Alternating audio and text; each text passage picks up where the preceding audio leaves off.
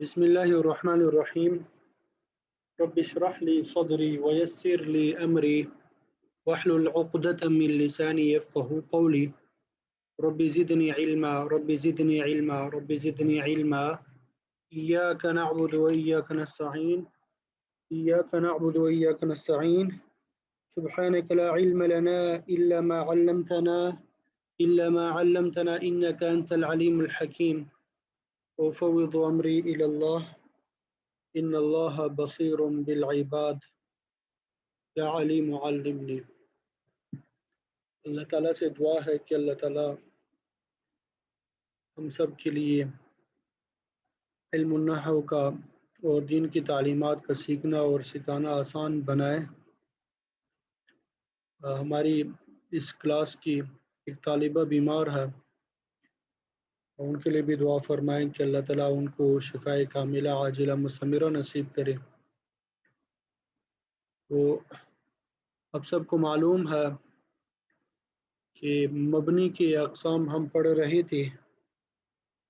कुछ अक़साम हमने पढ़ लिए, कुछ अक़साम आज हमने पढ़ने हैं।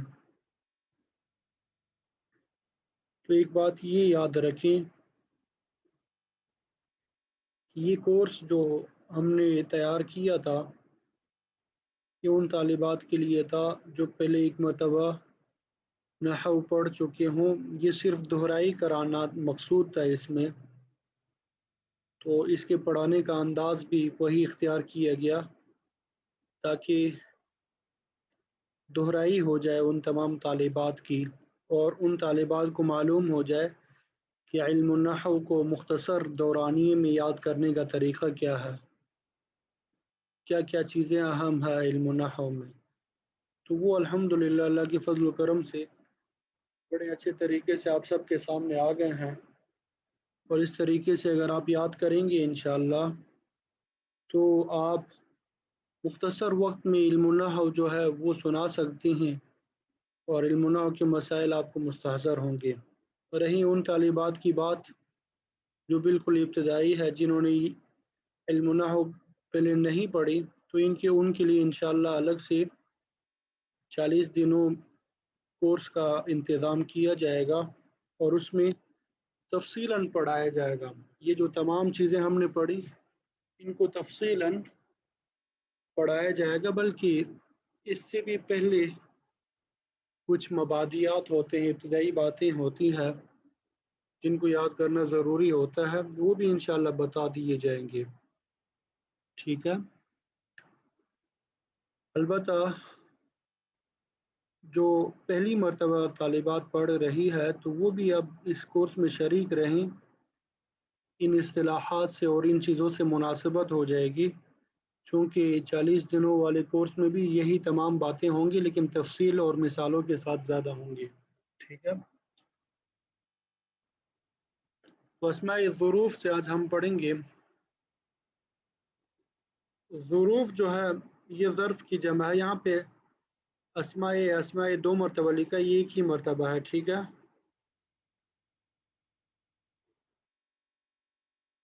तो ये ज़र्फ़ की जमा है। ज़र्फ़ वैसे बर्तन को कहते हैं। ज़र्फ़ किसे कहते हैं? बर्तन को कहते हैं। तो अस्माए ज़ुरूफ़ से मुराद वो इसम है जो ज़मान या मकान पर दलालत करे, यानी जो ज़माने के बारे में बताए, यानी ऐसे अस्मा जिनमें ज़माने के बारे में कोई बात मालूम हो जाए, या मकान से मुराद जगह के बारे में कोई बात मालूम हो जाए। इस एतबार से अस्माए ज़ुरूफ़ की दो किस्में हुई, ज़र्फ़ ज़मान और ज़र्फ़ मकान। अस्माए ज़ुरूफ़ की कितनी किस्में हो गई? दो किस्में, ज़र्फ़ ज़मान और ज़र्फ़ मकान। इंतहाई आसान है। ज़मान से मुराद ज़र्फ़ ज़मान से मुराद वो ज़र्फ़ है जिसमें वक्त के माना पाए जाएँ। ज़मान से मुराद ज़माना वक्त, जिसमें वक्त के माना पाए जाएँ वो ज़र्फ़ ज़मान है। और मकान से मुराद जगह, यानी वो ज़र्फ़ जिसमें जगह के माना पाए जाए, जिसमें क्या हो? जगह के माना पाए जाएं, उसे क्या कहते हैं? ज़र्फ़ मकान कहते हैं। کچھ یہ ظرف زمان آپ کے سامنے موجود ہے، از، اذا، متا، ایانہ، امسی۔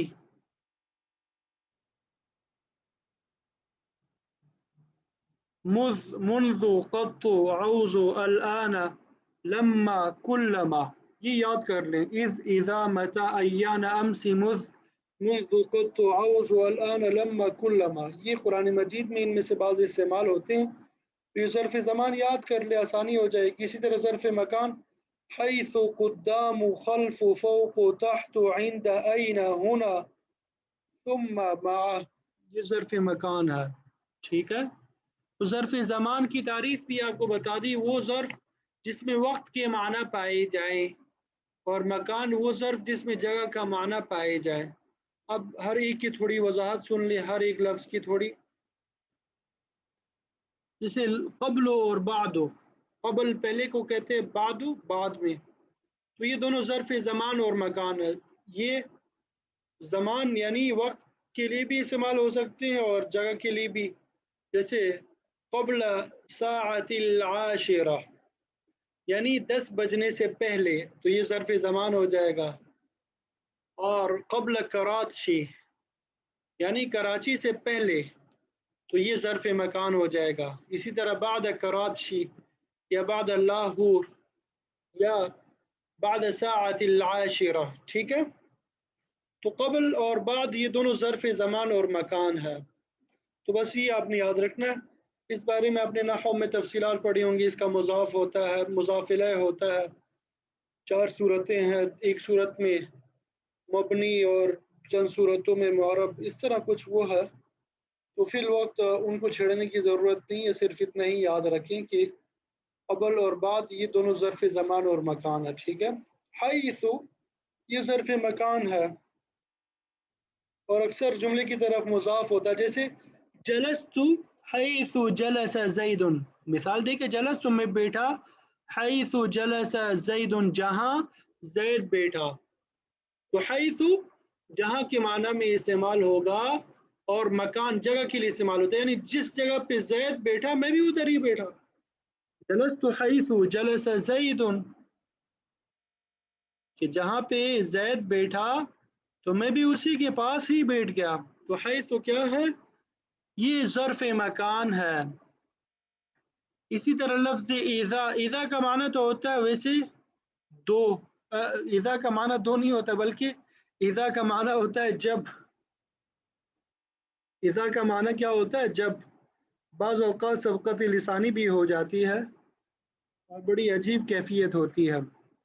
تو اذا کا معنی کیا ہوتا ہے؟ جب، اور اس کی 2 قسمیں ہیں، اذا فجائیہ اور اذا ظرفیہ۔ فجاءتن کا معنی ہوتا ہے اچانک، اچانک کوئی کام ہو جانا، اچانک کوئی کام ہو جانے کو کیا کہتے ہیں؟ فجا۔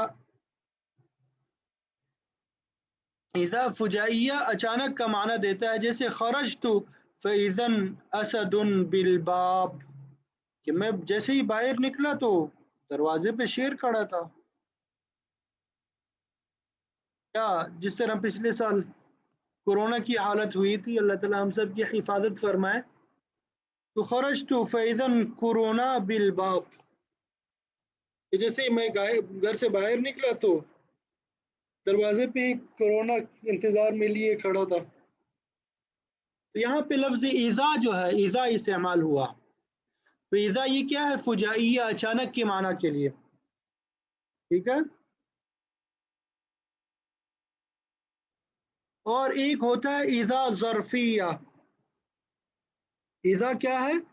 ظرفیہ۔ تو اذا ظرفیہ سے مراد کی یہ ظرف زمان ہے، یعنی اذا وقت کے لیے استعمال ہوگا، مکان کے لیے نہیں، اور مستقبل کے معنی کے لیے ہوگا۔ دوسری بات، مستقبل کے معنی کے لیے، ادھر گیا، یہ مستقبل کے معنی کے لیے استعمال ہوگا، اور اکثر یہ شرط کا معنی بھی دیتا ہے۔ اکثر کیا دیتا ہے؟ شرط کا معنی بھی دیتا ہے، جس میں کنڈیشنل ٹینسز ہوتے ہیں، تو اسی طرح یہ اذا جو ہے گویا کہ شرطیہ جملوں میں استعمال ہوگا، کنڈیشنل ٹینسز میں جو ہے اس کا یوز ہوتا ہے، اور جملہ فعلیہ پہ بھی داخل ہوتا ہے۔ جملہ فعلیہ آپ سب کو معلوم ہے جس کا پہلا حصہ ورب ہوتا ہے، فعل ہوتا ہے، جیسے اذا اجتہدت نجحت، اذا اجتہدت جب آپ محنت کرو گے، نجحت تو کامیاب ہو جاؤ گے، اذا اجتہدت نجحت جب آپ محنت کرو گے تو کامیاب ہو جاؤ گے، نہیں کرو گے تو نہیں۔ تو آپ جب محنت کریں گے تو انشاءاللہ آپ کو نحو یاد ہوگی، اور جب آپ محنت نہیں کریں گے تو انشاءاللہ محنت کرنے کی کوشش کریں گے اور ہمیں نحو یاد ہو جائے گی۔ یہ اسکرین سب کو نظر آ رہی ہے؟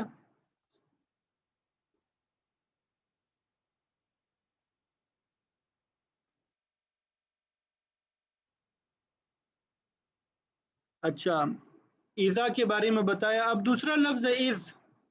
یہاں پہ دوسرا لفظ کیا ہے؟ ایز ہے۔ ایز کا معنی بھی جب ہوتا ہے، یہ بھی ظرف زمان ہے، یہ بھی کیا ہے؟ ظرف زمان ہے، لیکن یہ ماضی کے لیے استعمال ہوتا ہے، ایزا مستقبل کے لیے استعمال ہوتا تھا، اور ایز جو ہے یہ ماضی کے لیے استعمال ہوگا۔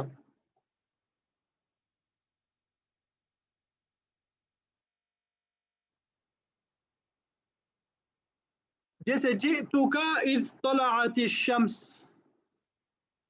میں آپ کے پاس آیا جب سورج طلوع ہو رہا تھا، جس وقت سورج طلوع ہو رہا تھا تو میں اس وقت، آپ دیکھیے جس وقت، یہاں پہ وقت کا معنی ہے نا، تو وقت جو ہے زمان کو کہا جاتا ہے، ٹھیک ہے۔ آگے چیک کریں لفظ این۔ این جو ہے ظرف مکان ہے، گویا کہ یہ زمان نہیں ہے، وقت کے لیے نہیں استعمال ہوتا، جگہ کے لیے استعمال ہوتا ہے، اور کبھی کبھی شرط کا معنی بھی رہتا ہے، جیسے این تجلس اجلس، این تجلس جہاں آپ بیٹھو گے، جس جگہ آپ بیٹھو گے، اجلس تو میں بھی ادھر ہی بیٹھوں گا۔ جیسے ضد بازی آتی ہے بعض اوقات، بالخصوص طلباء اور طالبات جب کلاس میں سال کا شروع ہوتا ہے اور جگہ لینے کی باری آتی ہے تو بعض اوقات آپس میں ضد بازی بھی شروع ہو جاتی ہے، کیا این تجلس اجلس، جہاں تم بیٹھو گے وہاں میں بھی بیٹھوں گا، ٹھیک ہے۔ تو یہ شرطیہ ہو گیا۔ اور کبھی مکان کے متعلق سوال کرنے کے لیے استعمال ہوتا ہے، مکان یہاں پہ لفظ رہ گیا ہے، یہاں پہ کے متعلق لکھا ہوا، لیکن اس سے مراد مکان کی جگہ کے متعلق سوال کرنے کے لیے استعمال ہوتا ہے، جیسے این تمشی، تم کہاں جا رہے ہو، این تمشی کہاں جا رہے ہو، تو کہاں یہ جگہ ہے، یعنی کون سی جگہ جا رہے ہو، ٹھیک ہے۔ تو این جو ہے یہ این نہیں ہے، این ہے، ٹھیک ہے۔ این، آگے لفظ انا، انا یہ ظرف مکان، انا جو ہے یہ ظرف مکان ہے، ظرف مکان ہے، اور کبھی ظرف زمان میں بھی استعمال ہوتا ہے، عموماً ظرف مکان کے لیے ہوتا ہے، لیکن کبھی کبھار ظرف زمان کے لیے بھی استعمال ہوتا ہے، اور کبھی شرط کا معنی بھی دیتا ہے، جیسے انا تجلس اجلس، جہاں تم بیٹھو گے وہیں میں بیٹھوں گا، اور کبھی جگہ کے متعلق سوال کرنے کے لیے بھی استعمال ہوتا ہے، جیسے انا تقعد، تم کہاں بیٹھو گے، ٹھیک ہے۔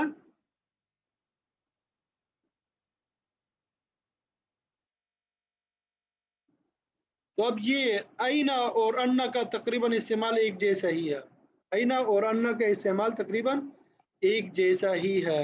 آگے چلیں، متا، متا یہ بھی ظرف زمان ہے، یعنی وقت کے لیے استعمال ہوگا، اور کبھی شرط کا معنی بھی دیتا ہے، جیسے متا تصم اصم، جب تم روزہ رکھو گے تو میں روزہ رکھوں گا، جب تم روزہ رکھو گے تو میں بھی روزہ رکھوں گا۔ تو اب یہاں پہ متا زمان یعنی وقت کے لیے استعمال ہوا، اور کبھی وقت کے متعلق سوال کرنے کے لیے بھی استعمال ہوتا ہے، جیسے متا تسافر، تم کس وقت سفر کے لیے نکل جاؤ گے، کراچی کے لیے کب نکلنا ہے، عمرہ اور حج کے لیے کب نکلنا، اللہ تعالی ہم سب کو لے کے جائے، بار بار لے کے جائے، مقبول حاضری نصیب کرے ہم سب کو، اور حرمین شریفین کی رونقوں کو دوبارہ بحال فرمائے، تو متی تسافر کہ کب تم سفر کے لیے روانہ ہو رہے ہو، مبارک سفر کے لیے۔ پھر آگے لفظ ایانا، یہ ظرف زمان ہے۔ ایانا کا معنی کیا ہے؟ ظرف زمان، یعنی وقت کے لیے استعمال ہوگا، اور زمانہ بھی کون سا ہوگا؟ مستقبل کے لیے استعمال ہوتا ہے، مستقبل کے وقت کے لیے ایانا استعمال ہوتا ہے، اور کبھی کبھار شرط کا معنی بھی دیتا ہے، جیسے ایانا تزورنی تجدنی، تو جب تم میری زیارت کرو گے تو مجھے پاؤ گے، جس وقت میری زیارت کرو گے تو مجھے پاؤ گے۔ اور کبھی وقت کے متعلق سوال کرنے کے لیے بھی آتا ہے ایانا یوم الدین، کہ یوم الدین کب ہوگا، یوم الجزاء یوم الحساب کس وقت ہوگا۔ آگے چلیں، کیفا، یہ آپ سب کو معلوم ہے، کیفا حالک، کیفا انت آپ استعمال کرتے ہیں، یہ حالت اور کیفیت کے متعلق سوال کرنے کے لیے آتا ہے، یہ حالت اور کیفیت کے متعلق سوال کرنے کے لیے آتا ہے، جیسے کیفا انت۔ آگے منذ اور مذ، یہ ظرف زمان ہے، دو معنی کے لیے استعمال ہوتے ہیں، ایک مدت کی ابتدا کے لیے استعمال ہوتے ہیں، جیسے ما رأیت زیدا منذ یوم الجمعہ یا منذ یوم الجمعہ، کہ میں نے زید کو جمعہ کے دن سے نہیں دیکھا، میں نے زید کو جمعہ کے دن سے نہیں دیکھا، یعنی زید کو نہ دیکھنے کی ابتدا کب سے ہو رہی ہے؟ جمعے کے دن سے۔ اور اسی طرح پوری مدت کے لیے بھی استعمال ہوتا ہے، جیسے اگر کوئی سوال پوچھے کم مدتاً ما رأیت زیدن، کتنی مدت ہوئی ہے کہ آپ نے زید کو نہیں دیکھا، تو جواب دیا جائے ما رأیتہ منذ یومان، کہ میں نے 2 دن ہوئے ہیں اسے دیکھا ہی نہیں ہے، یعنی زید کو نہ دیکھنے کی پوری مدت جو ہے وہ 2 دن ہے۔ تو بہرحال منذ اور مذ یہ دونوں ظرف زمان ہے، مدت کی ابتدا کے لیے بھی استعمال ہوتے ہیں اور پوری مدت کے لیے بھی استعمال ہوتے ہیں۔ آگے لفظ لدا اور لدن ہے، لفظ کیا ہے؟ لدا اور لدن، یہ بھی دونوں ظرف ہے، زمان اور مکان دونوں کے لیے استعمال ہوتے ہیں، لیکن یہ عند کے معنی میں ہوتے ہیں۔ کس کے معنی میں؟ عند، عند کا معنی ہوتا ہے پاس، میرے پاس ہونا، جیسے المال لدی کا، مال تو آپ کے پاس ہے، پیسے تو آپ کے پاس ہے، المال لدی کا، پیسے تو آپ کو جمع کروائے تھے، آپ کے پاس ہے، ٹھیک ہے، المال عندی یعنی پیسے میرے پاس ہے۔ تو اب دیکھیں یہ لدا لدن اور عند میں فرق کیا ہے، لدا لدن اور عند میں فرق کیا ہے؟ تو لدا لدن کا استعمال اس وقت ہوتا ہے جب چیز اس کے ہاتھ میں موجود ہو، اس کے پاس موجود ہو، لیکن عندی میں یہ شرط نہیں ہے۔ تو اب اگر کوئی کہے المال لدا زیدین، یہ جملہ اس وقت کہے گا جب زید کے پاس مال موجود ہو، اور المال عند زید اس وقت بھی کہہ سکتے ہیں جب زید کے پاس مال موجود نہ ہو بلکہ گھر میں موجود ہو۔ آگے پھر دیکھیں لفظ عوض، پہلے دیکھیں لفظ قد، تو یہ ظرف زمان ہے، ماضی منفی کے استغراق کے لیے استعمال ہوتا ہے، استغراق کا معنی ہوتا ہے احاطہ کرنا، پورا پورا لے لینا، تو ماضی منفی کے استغراق کے لیے استعمال ہوتا ہے، یعنی اس بات کو ظاہر کرنے کے لیے کہ یہ کام پورے زمانے ماضی میں نہیں ہوا، یعنی پاسٹ میں بالکل ہوا ہی نہیں، جیسے ما رأیتہ قط، کہ میں نے اسے تو کبھی بھی نہیں دیکھا، کبھی بھی نہیں دیکھا، یعنی یہ کام بالکل ماضی میں ہوا ہی نہیں ہے۔ عوض، یہ ظرف زمان مستقبل منفی کے استغراق کے لیے، قد تو ماضی کے لیے، عوض مستقبل منفی کے استغراق کے لیے، مستقبل میں کبھی بھی نہیں ہوگا، جیسے لا اراہ عوض، کہ میں نے ہرگز اسے نہیں دیکھوں گا، کسی سے نفرت ہوتی ہے تو اس کے بارے میں کہے گا کہ بھئی لا اراہ عوض، کہ میں اسے کبھی بھی نہیں دیکھوں گا۔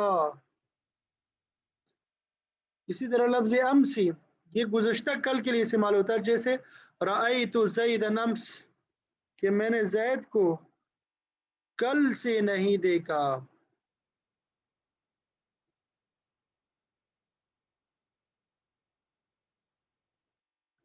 بلکہ رأیت زید امس، ما رأیت زید امس نہیں ہے، یہ رأیت زید امس کہ میں نے زید کو کل دیکھا، گزشتہ کل دیکھا تھا. اب پتہ نہیں کہاں پہ، لیکن کل میں نے دیکھا تھا. رأیت زید امس. الآن، الآن یہ موجودہ وقت کے لیے استعمال ہوتا ہے. رأیت زید الآن، میں نے ابھی زید کو دیکھا. لما یہ ظرف زمان ہے، ماضی کے لیے استعمال ہوتا ہے، شرط کا معنی بھی دیتا ہے، جیسے لما جاء زید خرجت لاستقبالی کی، جب زید آئے گا میں اس کے استقبال کے لیے نکل جاؤں گا. تو یہ ظرف کے مختلف جو الفاظ سے اس کے بارے میں کچھ وضاحتیں آپ کو بتا دی ہے، اور امید بھی کرتا ہوں کہ سمجھ بھی آ گئی ہوگی اور انشاءاللہ یاد بھی کریں گے. پھر آگے ایک ہم نے پڑھا مرکب منع صرف، کہ وہ مرکب غیر مفید جس میں دو اسموں کو ملا کر ایک کر دیا جائے، دو اسموں کو ملا کر ایک کر دیا جائے.